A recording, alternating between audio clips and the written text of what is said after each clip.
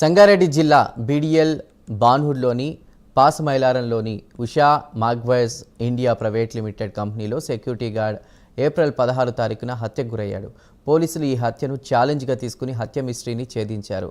గుమ్మడిదలకు చెందినటువంటి 8 మంది దుండగులు జల్సాలకు అలవాటు పడి దొంగతనానికి ఉషా మాగ్వైర్ ఇండియా ప్రైవేట్ లిమిటెడ్ కంపెనీకి వెళ్లారు. సెక్యూరిటీ గార్డ్ ఖైరత్ మియాని అతను వారిని అడ్డుకునే ప్రయత్నం చేయగా దుండగులు కర్రలతో కొట్టి హత్య చేశారు.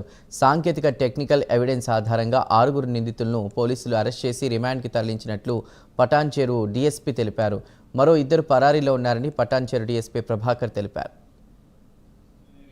సంపాదించడానికి అనుకూలంగా ఉంటుందని చెప్పి అతను చెప్పినప్పుడు వీళ్ళందరూ కూడా సరేనని చెప్పని ఆ రోజు వెళ్ళి దొంగతనం చేస్తున్న క్రమంలో అటు security guard torch light on చేసి ఎవరు అని చెప్పని అరవడంతో అతన్ని వీళ్ళు కర్రలతో కొట్టి చెప్పడం జరిగింది. ఈ గొడవ జరుగుతున్న క్రమంలో ఎన్నుకున్నటువంటి ఆ కంపెనీ వర్కర్స్ మరియు చుట్టుపక్కల ఉన్న వాళ్ళు పరిగెత్తుకొని రావడంతో వీళ్ళంతా పారిపోవడం జరిగింది. దానిలో ఏంటంటే టెక్నికల్ ఎవిడెన్స్తో మా యొక్క టీం ఎవరు